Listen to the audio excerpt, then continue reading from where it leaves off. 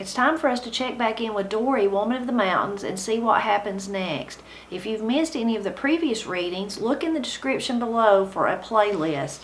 The portion of the book that we're reading today starts in 1924 and goes through 1937. Jake's Creek was being logged for the second time. Years before, it had been one of the first places to attract the attention of the lumber company. Pa had helped rebuild the railroad, and there was still evidence that fire had destroyed countless acres of timber. Nature had restored the mountain, and the loggers were ready to strip it again. Fred went to work on the skidder. Instead of railroad cars, the company had built 2 family houses along the railroad. As luck would have it, our companion family was the one who still hadn't forgiven me for accidentally pouring hot water on his favorite bear dog when we lived at Three Forks. They were older than we were, so there was not much to talk about anyway. The bear dog had been dead for years, but his ghost still stood between us. I don't know how he died, but it wasn't caused by my accident. After we'd been there a few weeks, Paul began having headaches and an upset stomach. Fred went by Dr. Montgomery's and asked him to come and check on him. Late in the afternoon, Dr. Montgomery knocked on the door. It had been years since I'd seen him, but he still looked the same. He asked what I'd been doing for Paul. I gave him half of an aspirin, I said. His face turned the familiar purple-red with rage. Something akin to the voice of Thor rang through the little house. God Almighty, woman, you're going to kill him. Throw those things away. Dr. Montgomery was a strong believer in the curative powers of calomel, castor oil, and iodine. Of course, if you were possessed by evil spirits, his bedside manner would scare the devil out of you. Dr. Montgomery was not a man to annoy. He had the personality of a Smoky Mountain black bear. In other words, he had no patience with his patients. 3 hungover loggers showed up at his Elkmont office complaining of being sick but denying the cause. He gave them large spoonfuls of croton oil. Croton oil is a heavy, bitter purgative, many times more potent than castor oil, given routinely in the spring to rid the body of the impurities of winter living. Fred said the 3 showed up for work after about a week later, a little wiser, a little thinner, and a little quieter. The good doctor was said to be seen throwing quilts out the front door of a house where his patient had pneumonia. The poor man was burning up with fever, and his worried, well-meaning wife was trying to keep him warm and help him get well. Dr. Montgomery grabbed the cover and threw it out while berating the wife for trying to kill her husband with kindness. He needs to be soaked in cold river water to bring down the blankety-blank fever, he shouted. Soon after, Uncle Jimmy Maples was very sick and in great pain. Dr. Montgomery came and examined him. Appendicitis was his diagnosis. He sent a message to Jefferson City for a surgeon to come and operate. It was 2 or 3 days before the surgeon came. Uncle Jimmy's fever was so high, cold water was brought from the river to bathe him. He couldn't stand anything to touch him. Ma made a tent out of the bed cover by lining chairs beside the bed and draping the cover over them. When the surgeon came, they cleaned off the kitchen table and operated on him. By now, his fever and the infection were too severe for him to survive. As a gesture of friendship, one of our neighbors came to shave Uncle Jimmy before he died. Mr. Wilson cut his own finger on the straight razor and without thinking used his finger to clean a little nick he'd made on Uncle Jimmy's chin. Mr. Wilson became ill several days later. Dr. Montgomery thought he had blood poisoning and it had come from the infection in Uncle Jimmy's body. 4 days after the surgery, Uncle Jimmy died. A casket was brought up from Elkmont on a flat car. They placed his body in the casket and sent it out on the same car to take it back to Elkmont, where it would be taken by wagon to the family cemetery in Boogertown. We didn't go to his funeral because it took all day to get there and another to get back. In 1924, work was going well when Fire on the Mountain echoed through the camp. The fire stayed high on the mountain during the night. We stayed up and watched it burn along the ridges. Nobody in camp went to bed. We had to be ready to leave in a moment's notice. By morning, we knew it wouldn't come close to the camp, and everybody went back to work. I wouldn't have stayed and fought this one. At the first suggestion, I would have been on the train going away from the terror. Tom and Martha Moore were the best friends and neighbors we could have. Mrs. Moore loved my children as her own and had them in and out of her house. We didn't have a cow, so she shared her milk and butter with us. She made loaves of delicious light bread with yeast. When the wind brought wisps of the nutty light odor of baking bread into the windows, we were happy because Miss Moore would soon be knocking on our door with a warm loaf of bread and a dish of golden yellow butter to melt on the delicate white slices. No cake ever tasted better. Wilma and Paul walked to a one-room school not far from home near Elkmont. Older boys in camp were a constant source of trouble. Teachers came and went quickly. Paul had so many teachers and so little attention, he memorized the primer from hearing other children read it. He couldn't read a word, but could recite it so perfectly they didn't know the difference. It took them a while to figure out how he could read that book so well, but couldn't read or spell anything else.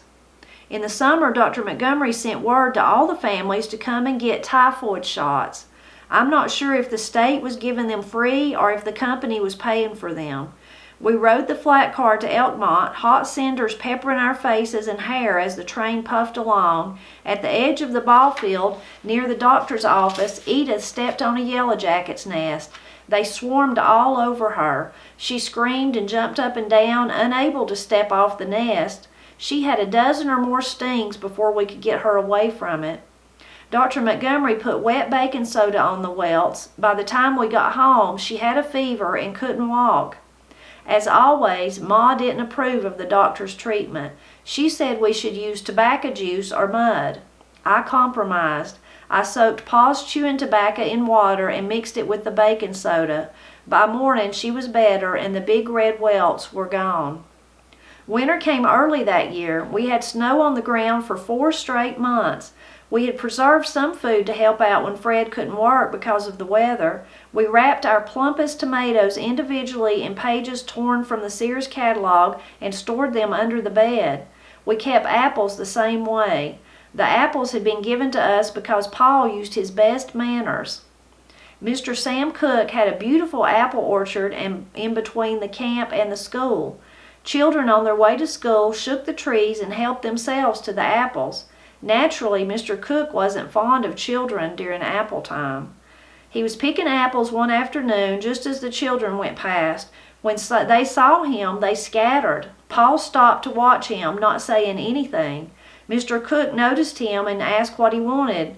Paul said he told him, "Nothing, sir. It's just that you have the prettiest and best apples I ever saw." After that, he walked away. Later that night, Mr. Cook brought a box of apples and set them on our porch. He told Fred they were for that nice boy of ours. It was here Fred became a hunter, not so much by choice, but by necessity. Money was scarce, and because of that, so was meat. We ate squirrel meat, but still no rabbit because we were afraid of rabbit fever. We ate the squirrel fried crispy and brown, like chicken or boiled with dumplings. Trout was plentiful, but somehow we never thought about fish being meat. Fish was just fish. Meat came from furry creatures. In 1926, our job at Jakes Creek was finished. Our house was lifted onto a flat car and moved to Wildcat Flats, just below Tremont. Fred was supervisor on the skidder now. Aunt Retha and family were already on the job. Paul and Wilma could walk to the school in Tremont. The mountains were beautiful. Cold crystal springs cascaded down the slopes. We got our water from one several yards away from the house. Countless trips were made to it every day. One evening at dusk, Wilma took a bucket and started for water. Unknown to her, the water had attracted something else too. Just above the spring, 2 golden eyes glared at her, watching every move. A wildcat crouched low to the ground, ready to spring when she came close enough. Wilma could feel the intensity of the gaze before she saw the cat. She froze for a second as the golden eyes narrowed. She dropped the bucket and ran toward the house. She didn't look back to see if the cat was coming or not. Her eyes were on the cross ties. If she missed one and fell, the cat would be on her in a minute. The door flew open and a white-faced ghost of a child collapsed on the floor. Fred took his rifle and went back to the spring, but the cat was gone. Wilma and Aunt Retha's daughter Kate were like wild Indians. They had learned to play together without fighting. When we lived on Middle Creek, they were alternately friends and enemies. Here they worked as a team at making mischief. Wilma kept coming home with scrapes and bruises all over. "Wilma, what have you been doing? Wrestling a wildcat?" "No, Mama." I wouldn't let her call me Ma. Kate and I had been swinging on a grapevine and trying to land on top of a big stump. Sometimes we miss. They caught snakes and spring lizards without a hint of fear. Anybody who showed the slightest alarm at their pets became a target for devilment. One friend had the normal girlish horror of creepy crawly things and was a marked victim. She kept her distance and posted lookouts, but she couldn't escape. I never knew which girl put the snake on her, but they both paid the same price for doing it. One of the rare treats for everyone was a new shipment of bologna sausage at the company store. It tasted like manna from heaven after a steady diet of ham, bacon, salt pork, dried pork, boiled pork, and fried pork. One old mountaineer was first in line when the sausage was cut. "My Caledonia," his wife, "sure loves that saloni sausage," he'd say through a toothless smile. So bologna sausage became saloni sausage ever after. This winter, Fred and his crew were logging high on the mountain. He left at dawn and returned at dusk. His lunch was packed in a tin bucket. Loggers never took anything to drink from home. Crystal springs were everywhere, and they drank from them. Somewhere on the mountain, Fred drank from a contaminated spring. He complained of weakness and nausea, but kept working. One morning, he got up and tried to get dressed for work. When he got to the door, he fell to the floor unconscious. I thought he was dead. The children were still in bed. Hearing my frantic efforts to wake him, they stood behind me, white-faced with fear. With their help, we lifted him to the bed. He was burning up with fever. We would have to get word to Dr. Montgomery in Elkmont that he was needed. When the first train went out, our message was relayed to him. It was noon before he came. Fred was in and out of consciousness. The doctor was furious. In one of Fred's lucid moments, the doctor admonished him, "You've got typhoid fever. Why didn't you call me sooner? You could spread it through these mountains." "I didn't want to get into a hole," Fred said feebly. He meant financially. "The company paid you when you worked with no time off for illness or anything else." Dr. Montgomery bellowed, "That's a good way to get into a 6-foot hole for keeps." He gave me instruction on caring for Fred, castor oil with a few drops of turpentine, buttermilk to drink, and that was all. Wilma, Paul, and Edith were sent to Ma's. I needed all my time and energy to take care of their father. Charles was so small I didn't want him away from me. He played quietly or sat in my lap while we waited for Fred to get well. For days, Fred talked and moaned, but never remembered doing it. He perspired so much that I changed his clothing and bedding several times a day. When he started feeling better, he begged for something to eat, especially cornbread. I didn't trust him alone with food. When I went out to milk, I'd hide every bit, every crumb. He was not to have anything solid for 2 weeks. Then he could only have baked apples. People usually think of typhoid as a summer sickness, but it knows no season. Fred was sick in December. He was off from work 2 months. His clothes hung loosely from his bony frame, and his head looked too big for his body. Our children had their first big Christmas while they were at Ma's. The lumber company had a party for all the students in the Tremont school. We didn't have Christmas at home. The children hung up their stockings for candy or an apple, but no toys. We never had a Christmas tree. Mrs. Townsend, wife of the company owner, sent toys for all the children in school. Back in November, they'd made a list of the 3 things they wanted most. Miss Townsend selected one item on every list and sent it to the school. At the Christmas party, the gifts were given out, beautifully wrapped with the child's name on the appropriate one. My children saw their first Christmas tree there. The building at Tremont was an all-purpose building. It was the church, school, and later the theater where movies were shown. D.L. Tipton said it was used for salvation, education, hellfire, and damnation. Some folks thought the movies were works of the devil. Part of our heritage was a large puritanical streak handed down through the ages. The church was non-denominational. Colonel Townsend made sure a Methodist minister was there at least once a month. Otherwise, anybody could preach if he had a congregation. Appalachian people were not joiners. They felt they were preaching the Word of God. They didn't feel it necessary to designate a four-walled structure and paint a label over the door before they could practice their religious beliefs. Basic Christian beliefs were held near and dear. The denomination ideal made no sense to them. The Tremont Community Center was all things to all people. It was the church, school theater, and wrestling arena for Saturday night matches, brought in from the outside. Ladies were welcome to come if they dared. Dorie and her family lived in a portable housing unit behind this building and on the right. All kinds of religious beliefs were brought in as people came from the outside to work in the lumbering business.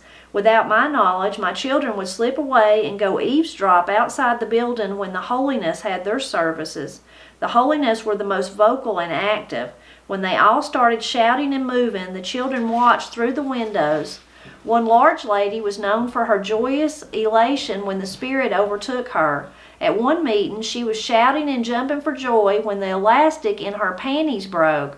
The white garment fell around her ankles. She just stepped out of them and said, "Praise the Lord, it's all right anyhow."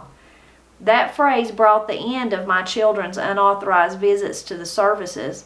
When they first started applying it to every mistake they made, I wondered where they had heard it. After much discussion, they told me what they had done. We had a serious talk on the rights of others to practice religion as they saw fit without critical observations from peeping toms. There were folk who were Methodist, Holiness, Missionary Baptist, Primitive Baptist, Foot-washing Baptist, a sprinkling of Presbyterians, and a few Campbellites. The Foot-washing Baptists held much fascination for the mountain youth. One young man in camp fell in love with a pretty girl from Cades Cove who happened to belong to this particular group. He was so much in love, he agreed to go with her to church. For a long time, he escaped the foot bath ritual, but his time was coming. He promised this Sunday for sure. He lived in a boarding house with several men who wouldn't take his sudden interest in religion serious.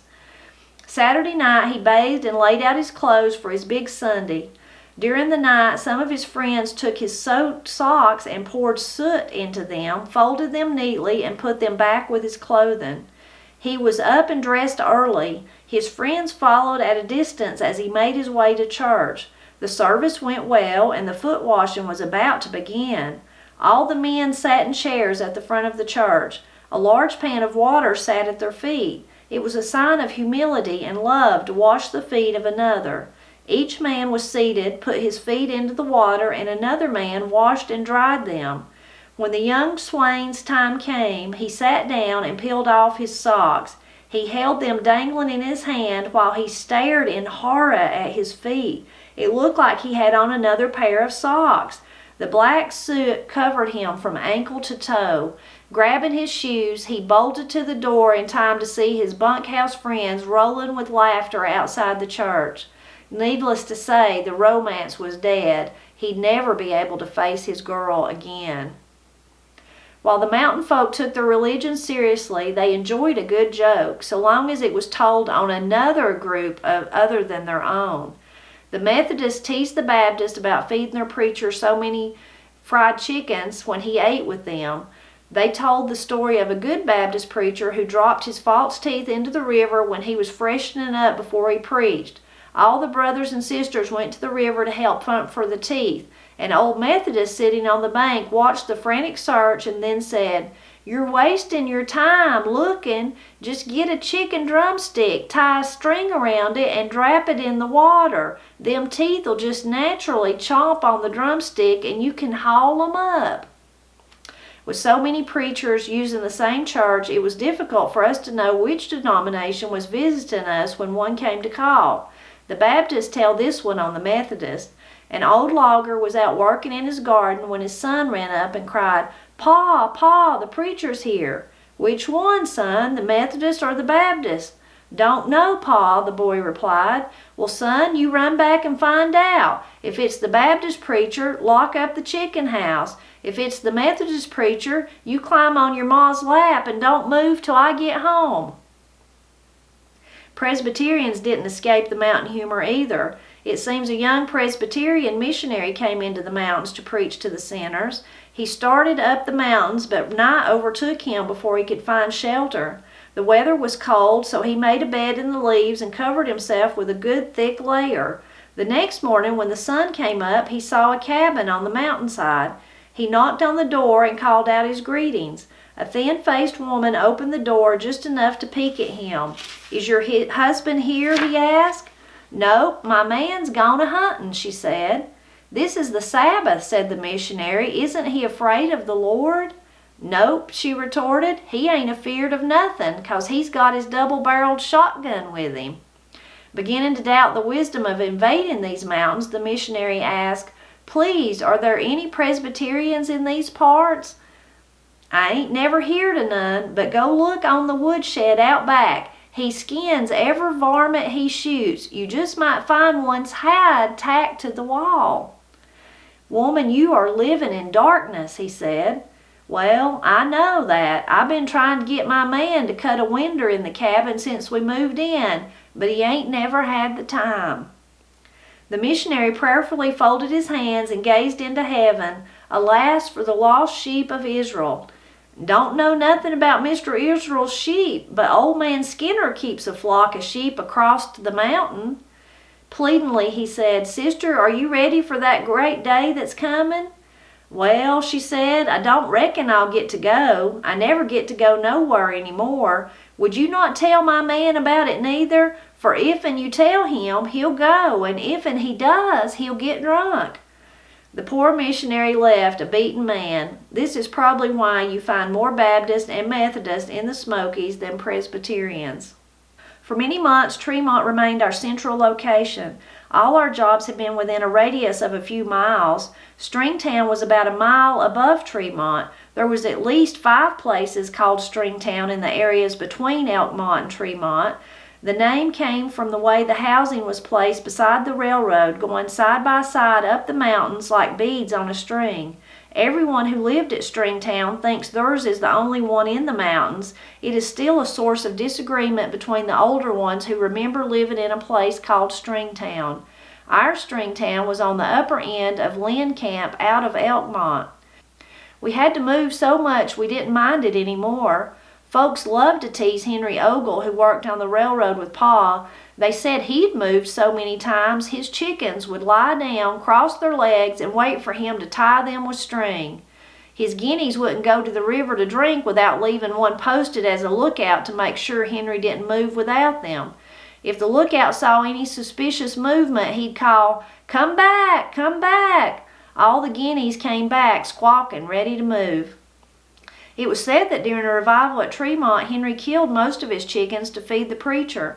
One old rooster was left. Every time he saw the preacher come, he'd hide under the house. Every so often, he'd stick his head out and softly crow, "Is he gone yet? Is he gone yet?" The old guinea would answer, "Go back, go back." Our cows were usually taken along the trails to the new camp. All the poultry was put into coops or had their feet tied and laid on the flat cars. Everything was left in the house, which was picked up by cranes and lifted on flat cars too. Life was good to us now. The children liked school, timber was plentiful, and the weather was beautiful. Our nearest neighbors were Mr. and Mrs. Eli Umby, Aunt Isabel Barnes, and Mr. and Mrs. Beecher Townsend. Wilma, Paul, and Edith spent hours playing on the rocks in the river that ran behind our house. It was a crystal playground, usually calm and friendly. However, sometimes without warning, a heavy thunderstorm high on the mountain changed it into a roaring, tearing monster. At night, after a storm, we could hear the giant rocks being pushed and crushed together by its force. Trees loosened by the flood crashed into the water to be swept downstream. Summer storms could be savage and frightening. Winds raged through the mountains, flattening strips of timber as they went. We didn't hear the word tornado, but that must have been what they were. One afternoon, just after school let out, and the children were walking the railroad home, a roaring wind took trees off the mountain on both sides of them.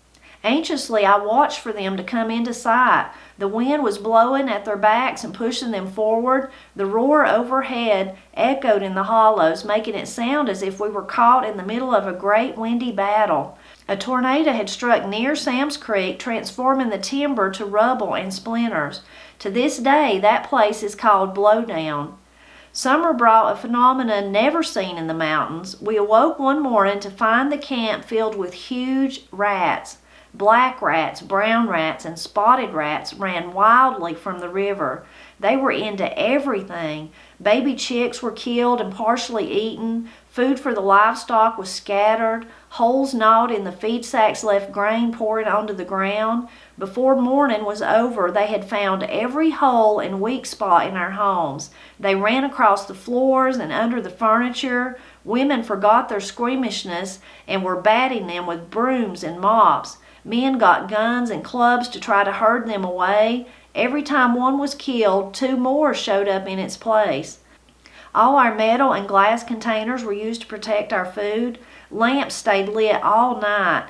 We didn't dare step out of bed in the darkness. There was no place to keep the livestock food away from the rats. Hundreds were killed. We took sticks, clubs, hoes, or any weapons available when we went outside. I was thankful I didn't have a tiny baby to watch constantly. When we fed the pigs, the rats came in droves to the troughs. They were so greedy they tumbled into the swill and ate while they swam.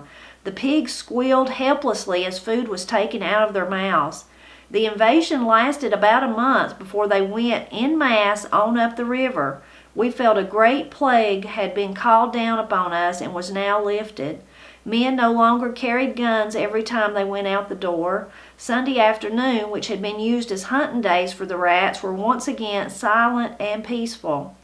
We heard they were Norwegian wharf rats which had come from a seaport in Louisiana. It was thought that they come up the Mississippi River, the Tennessee River, and eventually into the Little River. Almost like one of the plagues in Egypt, they came and went without warning. In spite of the rat invasion, we felt everything was going well on the job. We hadn't had any serious injuries, but our luck was about to run out. Hobart Prophet was sitting beside the skidder eating his lunch with the crew. Above him, the cable holding a newly cut log snapped. The log swung free and crushed him against the skidder. A sad crew brought him home. Ma went to his home to help the family and to prepare him for burial. They dressed him in his overalls and laid him on the bed. Friends and relatives came to comfort his family and to view his body. Before the shock of Hobart's death wore off, we lost another crew member. Pete McGarter had his neck broken by the handle of a jack. Having lost 2 men in so short a time was a blow to us. Mountain people believe deaths occur by threes. Who would be the third one, we wondered. It wasn't long after we'd lost our friends that we began hearing we'd soon lose our jobs, too. Rumors had been circulating through the camp that the Little River Lumber Company was being sold to the government. Wealthy folk in Knoxville had discovered the Smokies after all these years and had started a campaign to have the mountains made into a national park. The timber cutting would have to be stopped. We had mixed feelings about the park. We loved the mountains and wanted them to remain beautiful, but the timber was our bread and butter. Another amazing peek into the life of Dorie there living in the Smoky Mountains in the logging camps. I was right in the middle of telling you my thoughts about this part of the book, and my battery and the camera died, so I had to go get another battery. So I'll try to remember where I was at in my talking, or just to start over would probably be better. So I love the part of the book where it starts with Dr. Montgomery. What an interesting guy. You would have been so thankful to have had him, even though he didn't have a very good bedside manner. You'd still been thankful, especially when the man was dying with appendicitis. Sad, he did end up dying, and they had to do surgery on the kitchen table and all that kind of stuff. I'm glad that I live in a time with modern medicine where you can get help when you need it. I like the part where little Paul, he was so kind to the man with the apples, and then he shared his apples, that friendliness there, and how they would wrap their tomatoes in paper and store them. Granny does that. She'll usually try to, if she don't have any green tomatoes in the garden left, she'll try to buy like a box from a farm down the road, a box of green tomatoes, and she wraps them and puts them in a dark place, and then she'll have, as they ripen, she'll eat them. So she does that, so I like that part. Little Wilma and Kate, they were mischievous. Now they've both agreed, instead of being mean to each other, they're going to kind of tease other kids. Well, they were teasing kids with the creepy crawlies. Corey and Katie, when they were little, I never wanted them to be afraid of stuff, so I didn't make a big deal about the creepy crawlies, and then that led them to really like them. So they would have been the kids like Kate and Wilma teasing other kids about them. I remember one time we were outside, it was in the winter, it was cold, but we were working outside doing something, and they were playing, and they brought me and said, "Oh, Mama, look what we found." And in their hands they had these little baby rats, hairless baby mice that they had found in the woodpile where they'd been playing. I was like, put them back.